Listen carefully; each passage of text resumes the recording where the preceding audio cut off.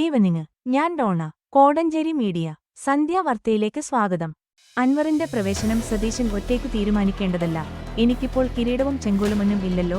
Kannur. PV. Anwar യുഡിഎഫിലേക്കു വരുന്നത് പ്രതിപക്ഷ നേതാവ് വി.ഡി. സതീശൻ ഒറ്റയ്ക്കു തീരുമാനിക്കേണ്ട കാര്യമല്ലെന്നു കെ.പി.സി.സി. മുൻ അധ്യക്ഷൻ കെ. സുധാകരൻ. അൻവർ വേണ്ട എന്നു പറഞ്ഞ് ആരെങ്കിലും പ്രവർത്തിക്കുന്നുണ്ടെങ്കിൽ ആ പ്രവർത്തനത്തെ മരവിപ്പിക്കാനുള്ള ശ്രമമുണ്ടാകും. അൻവറിനെ യുഡിഎഫിൽ എടുക്കണമെന്നാണ് ആഗ്രഹമെന്നും സുധാകരൻ പറഞ്ഞു. അൻവറിനെ യുഡിഎഫിലെടുക്കുന്നത് വി.ഡി. സതീശൻ ഒറ്റക്കെടുക്കേണ്ട തീരുമാനമല്ല.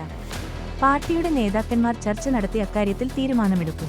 പുതിയ കെ.പി.സി.സി. അധ്യക്ഷന്റെ നേതൃത്വത്തിൽ ഇക്കാര്യം ഇതുവരെ ചർച്ച നടത്തിയിട്ടില്ല. ചർച്ച നടത്തി 2 ദിവസത്തിനകം തീരുമാനമുണ്ടാകും. മുസ്ലിം ലീഗിന് അൻവറിനെ കൊണ്ടുവരണമെന്നുണ്ട്. അൻവറിനെ നേരിൽ കണ്ട് യുഡിഎഫിലേക്ക് വരണമെന്ന് ആവശ്യപ്പെട്ടിരുന്നു. തന്റെ വികാരം കൂടി ഉൾക്കൊള്ളണം. തീരുമാനമെടുക്കാൻ എനിക്കിപ്പോൾ സാധിക്കില്ല. എന്റെ കിരീടവും ചെങ്കോലുമെല്ലാം പോയില്ലേ. അൻവർ ഞങ്ങളുടെ പാർട്ടിക്കാരനല്ലാത്തതിനാൽ ഷൗക്കത്തിനെതിരെ പറഞ്ഞത് സ്വാഭാവികം. ഷൗക്കത്തിനെതിരെ പ്രവർത്തിക്കുന്നയാൾക്ക് മുന്നണിയിൽ നിൽക്കാൻ സാധിക്കില്ല. മുന്നണിയിലേക്ക് വരുന്നയാൾ തീരുമാനം മാറ്റണം. യു.ഡി.എഫ്. സ്ഥാനാർത്ഥിക്കെതിരെ അൻവർ രൂക്ഷമായി പറഞ്ഞപ്പോഴുണ്ടായ പ്രതികരണങ്ങളാണ് കോൺഗ്രസ് പ്രവർത്തകരുടെ ഭാഗത്തുനിന്നുണ്ടായത്. അൻവറിന് പിന്നിൽ ആളുകളുണ്ട്. അത് നിർണായക ശക്തിയാണ്. അൻവറിന്റെ വോട്ട് കിട്ടിയില്ലെങ്കിൽ യു.ഡി.എഫിന് തിരിച്ചടിയായിരിക്കും. തിരഞ്ഞെടുപ്പ് കഴിഞ്ഞിട്ട് മുന്നണിയുണ്ടാക്കിയിട്ട് കാര്യമില്ല, സുധാകരൻ പറഞ്ഞു. രാജ്യത്ത് കോവിഡ് കേസുകൾ വർദ്ധിക്കുന്നു. ഇന്ന് ഉന്നതതല യോഗം.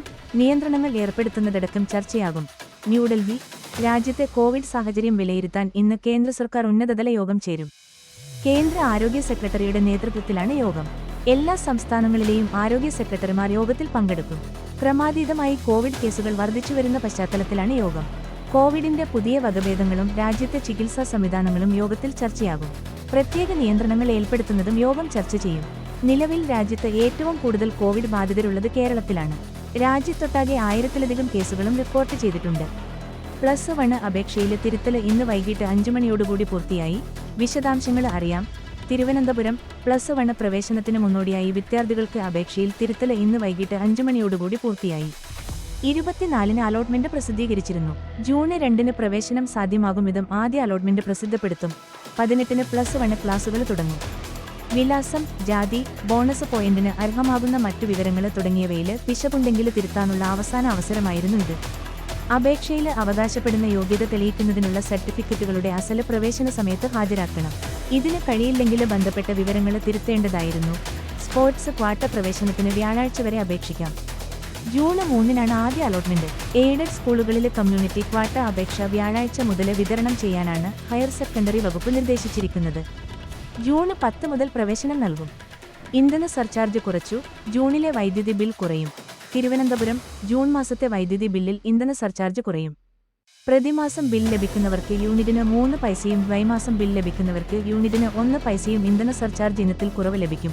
പ്രതിമാസ ദ്വൈമാസ ബില്ലുകളിൽ ഇപ്പോൾ പ്രതി യൂണിറ്റ് 8 പൈസ നിരക്കിലാണ് ഇന്ധന സർചാർജ് ഈടാക്കി വരുന്നത്. ഇത് യഥാക്രമം 5 പൈസയായും 7 പൈസയായും കുറച്ചുകൊണ്ട് കെ.എസ്.ഇ.ബി. ഉത്തരവായിട്ടുണ്ട്. ഇക്കൊല്ലം തന്നെ ഏപ്രിലിലും ദ്വൈമാസ ബില്ലുകളിലെ ഇന്ധന സർചാർജിൽ കുറവ് വരുത്തിയിരുന്നു. 1000 വാട്ട്സ് കണക്റ്റഡ് പ്രതിമാസം 40 യൂണിറ്റ് വരെ ഉപയോഗമുള്ളതുമായ ഗാർഹിക ഉപഭോക്താക്കളെയും ഗ്രീൻ താരിഫിലുള്ളവരെയും ഇന്ധന സർചാർജിൽ നിന്നും പൂർണ്ണമായും ഒഴിവാക്കിയിട്ടുമുണ്ട്. കുത്താളിയിലുണ്ടായ ശക്തമായ ചുഴലിക്കാറ്റിൽ വൻ നാശനഷ്ടം. പേരാമ്പ്ര. കുത്താളിയിലുണ്ടായ ശക്തമായ ചുഴലിക്കാറ്റിൽ വൻ നാശനഷ്ടം. ഇന്ന് പുലർച്ചെ 4 മണിയോടെ ചുഴലിക്കാറ്റ് ഉണ്ടായത്. കൂത്താളി സ്കൂളിന്റെ ശൗചാലയത്തിന്റെ ഷെർട്ട് മുഴുവനായും പറന്ന് തൊട്ടടുത്ത വീടിന്റെ മുറ്റത്ത് ചെന്ന് പതിച്ചിരിക്കുന്നു. ഏകദേശം 18 മീറ്ററോളം നീളമുള്ള ഷീറ്റാണ് വൈദ്യുത ലൈനിൽ തട്ടി പോസ്റ്റ് അടക്കമാണ് മറിഞ്ഞു കിടക്കുന്നത്. പുലർച്ചെ ആയതിനാൽ വൻ അപകടം ഒഴിവായി. കൂത്താളി പ്രദേശത്ത് വലിയ നാശനഷ്ടമാണ് ഉണ്ടായിരിക്കുന്നത്. നിരവധി മരങ്ങൾ മറിഞ്ഞു വീഴുകയും കൂടാതെ വൈദ്യുത ലൈനുകൾ പൊട്ടുകയും പോസ്റ്റുകൾ ചെരിഞ്ഞു വീഴാറായ അവസ്ഥയുമാണ് ഉള്ളത്. കൂത്താളി പ്രദേശത്ത് ഇപ്പോൾ വൈദ്യുതി നിലച്ചിരിക്കുകയാണ്. വിവരം അറിയിച്ചതിനെ തുടർന്ന് കെ.എസ്.ഇ.ബി., ഫയർഫോഴ്സ് ജീവനക്കാർ സ്ഥലത്തെത്തിയിട്ടുണ്ട്. കഴിഞ്ഞ ദിവസങ്ങളിലായി പെയ്യുന്ന കനത്ത മഴയെ തുടർന്ന് പല സ്ഥലങ്ങളിലായി വലിയ നാശനഷ്ടമാണ് ഉണ്ടായിക്കൊണ്ടിരിക്കുന്നത്. പതിവിലും നേരത്തെ കാലവർഷവും ന്യൂനമർദ്ദവും ഒന്നിച്ചെത്തിയതായിരിക്കാം മഴയുടെ ശക്തി കൂടിയതെന്ന് കരുതുന്നത്. കൂടാതെ ശക്തമായ ചുഴലിക്കാറ്റും ഉണ്ടാകുന്നുണ്ട്. കോടഞ്ചേരി ഗ്രാമപഞ്ചായത്ത് കൺട്രോൾ റൂം തുറന്നു. കോടഞ്ചേരി. കോഴിക്കോട് ജില്ലയിൽ കനത്ത മഴ തുടരുന്ന സാഹചര്യത്തിൽ കോടഞ്ചേരി ഗ്രാമപഞ്ചായത്ത് 24 മണിക്കൂറും പ്രവർത്തിക്കുന്ന കൺട്രോൾ റൂം തുറന്നു. മഴ മൂലമുണ്ടാകുന്ന അപകടങ്ങൾ റിപ്പോർട്ട് ചെയ്യാനും സഹായത്തിനും കൺട്രോൾ റൂമുമായി ബന്ധപ്പെടുക. President 9846427932. Secretary 7559062652. Junior superintendent 98475113. 7, 6, staff 9, 5, 3, 9, 9, 2, 9, 2, 0, 6. 2 ദിവസം അതിശക്തമായ മഴയ്ക്ക് സാധ്യത. നാളെ 4 ജില്ലകളിൽ റെഡ് അലർട്ട്. കാസർകോടും കണ്ണൂരും അവധി. തിരുവനന്തപുരം അടുത്ത 5 ദിവസത്തേക്ക് പടിഞ്ഞാറൻ കാറ്റ് ശക്തമാകാൻ സാധ്യതയെന്ന് കാലാവസ്ഥാ വകുപ്പിന്റെ പ്രവചനം. ഒഡീഷ തീരത്തിന് സമീപം വടക്കു പടിഞ്ഞാറൻ ബംഗാൾ ഉൾക്കടലിൽ ശക്തി കൂടിയ ന്യൂനമർദ്ദം സ്ഥിതി ചെയ്യുന്നു. വടക്ക് ഭാഗത്തേക്ക് നീങ്ങുന്ന ന്യൂനമർദ്ദം തീവ്രന്യൂനമർദ്ദമായി ശക്തി പ്രാപിക്കാൻ സാധ്യതയുണ്ടെന്ന് കാലാവസ്ഥാ വകുപ്പ് മുന്നറിയിപ്പിൽ പറയുന്നു. അടുത്ത 5 ദിവസം സംസ്ഥാനത്ത് വ്യാപക മഴയ്ക്ക് സാധ്യതയുണ്ടെന്നാണ് പ്രവചനം. ബുധൻ, വ്യാഴം ദിവസങ്ങളിൽ അതിശക്ത മഴയുണ്ടാകുമെന്നാണ് മുന്നറിയിപ്പ്. വ്യാഴാഴ്ച പത്തനംതിട്ട, ഇടുക്കി, കണ്ണൂർ, കാസർകോട് ജില്ലകളിലും വെള്ളിയാഴ്ച പത്തനംതിട്ട, എറണാകുളം, ഇടുക്കി, തൃശൂർ, കണ്ണൂർ, കാസർകോട് ജില്ലകളിലും റെഡ് അലർട്ടാണ്. റെഡ് അലർട്ട് പ്രഖ്യാപിച്ചതിന്റെ പശ്ചാത്തലത്തിൽ കാസർകോട്, കണ്ണൂർ ജില്ലകളിലെ വിദ്യാഭ്യാസ സ്ഥാപനങ്ങൾക്ക് വ്യാഴാഴ്ച അവധി പ്രഖ്യാപിച്ചിട്ടുണ്ട്. കയാക്കിംഗ് മാധ്യമ പുരസ്കാരങ്ങൾ പ്രഖ്യാപിച്ചു. റഫീഖ് തോട്ടുമുക്കം, പി ചന്ദ്രബാബു, ഷിത ജഗത് എന്നിവർക്ക് പുരസ്കാരം. തിരുവമ്പാടി മലബാർ റിവർ ഫെസ്റ്റിവലിനോടനുബന്ധിച്ച് ചാലിപ്പുഴയിലും ഇരുവഞ്ഞിപ്പുഴയിലും കേരള സംസ്ഥാന ടൂറിസം വകുപ്പിന്റെ വേൾഡ് വൈറ്റ് വാട്ടർ കയാക്കിംഗ് മത്സരത്തിന്റെ 2024 അവാർഡുകൾ പ്രഖ്യാപിച്ചു. ദൃശ്യമാധ്യമ പുരസ്കാര വിഭാഗത്തിൽ മികച്ച ക്യാമറാമാൻ പുരസ്കാരം മുക്കത്തെ CTVയുടെ വീഡിയോ ജേർണലിസ്റ്റ് റഫീഖ് തോട്ടുമുക്കം അർഹനായി.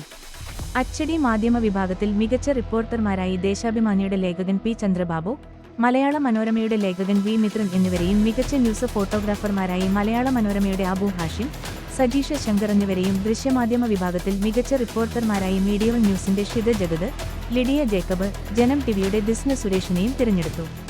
മികച്ച ക്യാമറാമാൻമാരായി CTVയുടെ റഫീഖ് തോട്ടുമുക്കത്തിന് പുറമെ media one news Sanju Pottammal എന്നിവരെയും തിരഞ്ഞെടുത്തു. തുരങ്കപാത, കേരളത്തിന്റെ സ്വപ്ന പദ്ധതിക്ക് കേന്ദ്ര പരിസ്ഥിതി മന്ത്രാലയത്തിന്റെ അനുമതി. കോഴിക്കോട് വയനാട് നിർദ്ദിഷ്ട 4 വരി തുരങ്കപാതയ്ക്ക് അനുമതി നൽകി കേന്ദ്ര പരിസ്ഥിതി മന്ത്രാലയത്തിനു കീഴിലെ വിദഗ്ധ സമിതി. മെയ് 14 മുതൽ 15 വരെ തീയതികളിൽ നടന്ന കേന്ദ്ര പരിസ്ഥിതി മന്ത്രാലയത്തിന്റെ യോഗത്തിലാണ് ആനക്കാമ്പൊയില്, കള്ളാടി മേപ്പാടി തുരങ്കപാതയുടെ പ്രവൃത്തി വ്യവസ്ഥകൾ പാലിച്ചുകൊണ്ട് നടപ്പിലാക്കാനുള്ള ശുപാർശ നൽകിയത്. പരിസ്ഥിതിയുമായി ബന്ധപ്പെട്ട സംസ്ഥാന വിദഗ്ധ സമിതി മാർച്ചിൽ പദ്ധതിക്ക് അനുമതി നൽകിയിരുന്നു. ഈ നിർദ്ദേശങ്ങൾ അന്തിമമായി അംഗീകരിക്കേണ്ട സംസ്ഥാന പരിസ്ഥിതിയാഘാത വിലയിരുത്തൽ അതോറിറ്റി അംഗങ്ങളുടെ കാലാവധി അവസാനിച്ചിരുന്നു. ഇതോടെയാണ് കേന്ദ്ര വിദഗ്ധ സമിതിയുടെ പരിഗണനയ്ക്ക് വിട്ടത്. 60 ഉപാധികളോടെയാണ് കേന്ദ്ര പരിസ്ഥിതി മന്ത്രാലയത്തിലെ വിദഗ്ധ സമിതി അന്തിമ പാരിസ്ഥിതികാനുമതി നൽകിയത്. KSEB ഓഫീസിലേക്ക് മാർച്ചും ധർണയും നടത്തി. കോടഞ്ചേരി തോട്ടിൽ കുളിക്കുന്നതിനിടെ വൈദ്യുതി ലൈൻ പൊട്ടിവീണ് കുട്ടികൾ മരിക്കാനിടയായ സംഭവം KSEBയുടെ സുരക്ഷാ മുൻകരുതലുകൾക്ക് വീഴ്ച സംഭവിച്ചതിലും അപകടകരമായ രീതിയിൽ KSEBയുടെ ലൈനുകൾ പൊതുജനങ്ങൾക്ക് ഭീഷണിയായിട്ടും പൊതുജനങ്ങൾ നിരന്തരം പരാതിപ്പെട്ടിട്ടും നടപടി സ്വീകരിക്കാത്ത KSEB നടപടിയിൽ 2 കുട്ടികൾ ദാരുണമായി മരിക്കാനിടയായ സംഭവത്തിൽ പ്രതിഷേധിച്ചും മരണമടഞ്ഞ കുട്ടികൾക്ക് 25 ലക്ഷം രൂപ നഷ്ടപരിഹാരം നൽകണമെന്നും കുട്ടികളുടെ മരണത്തിൽ നിരാലംബരായ കുടുംബത്തിലെ ഒരു അംഗത്തിന് KSEBയിൽ ജോലി നൽകണമെന്നും ആവശ്യപ്പെട്ട് മണ്ഡലം കോൺഗ്രസ് കമ്മിറ്റി കോടഞ്ചേരി KSEB ഓഫീസിലേക്ക് മാർച്ചും ധർണയും നടത്തി. KSEB അടിയന്തരമായി നഷ്ടപരിഹാരം നൽകി കുടുംബാംഗത്തിന് ജോലി നൽകിയില്ലെങ്കിൽ ശക്തമായ തുടർ സമരം നടത്തുമെന്നും DCC general secretary PC Habeeb Thampi march ധർണയും ഉദ്ഘാടനം ചെയ്തുകൊണ്ട് പറഞ്ഞു. മണ്ഡലം കോൺഗ്രസ് പ്രസിഡന്റ് വിൻസെന്റ് വടക്കേമുറിയിൽ അധ്യക്ഷത വഹിച്ചു. ബ്ലോക്ക് കോൺഗ്രസ് പ്രസിഡന്റ് ജോബി ഇലന്തൂർ മുഖ്യപ്രഭാഷണം നടത്തി. ഗ്രാമപഞ്ചായത്ത് പ്രസിഡന്റ് അലക്സ് തോമസ് ചെമ്പകശ്ശേരി, ജില്ലാ പഞ്ചായത്ത് മെമ്പർ ബോസ് ജേക്കബ്, കർഷക കോൺഗ്രസ് സംസ്ഥാന secretary Sunny Kappattumala, Joseph Perumpally, block Congress committee vice president Joseph Aiga, INETUC നിയോജകമണ്ഡലം president Francis Chalil, Tommy Illimoottil, Biju Othikkal, Babu Periyappuram, Sabu Avannur, Susan Varghese, Chinna Ashokan, Kumaran Karimpil, Thampi Kandathil, Francis Mundattil, Vasudevan Njattukalayil, Baby Kalappura, Leelamma Kandathil എന്നിവർ പ്രസംഗിച്ചു. നിര്യാതനായി പുൽപ്പള്ളി പെരിക്കല്ലൂർ കൊച്ചുപടിയറ രാജൻ 61 നിര്യാതനായി. മുൻപ് പൂരോട്ടുപാറയിലായിരുന്നു താമസം. സംസ്കാരം നാളെ 2025 മെയ് 29 രാവിലെ 10 മണിക്ക്. ഭാര്യ പ്രസന്ന, മക്കൾ പ്രജീഷ്, പ്രജിത. വാർത്തകൾ കഴിഞ്ഞു. നമസ്കാരം. വാർത്തകളും പരസ്യങ്ങളും അറിയിക്കുവാൻ വേണ്ടി കോടഞ്ചേരി മീഡിയ അഡ്മിന്മാരെ ബന്ധപ്പെടാവുന്നതാണ്.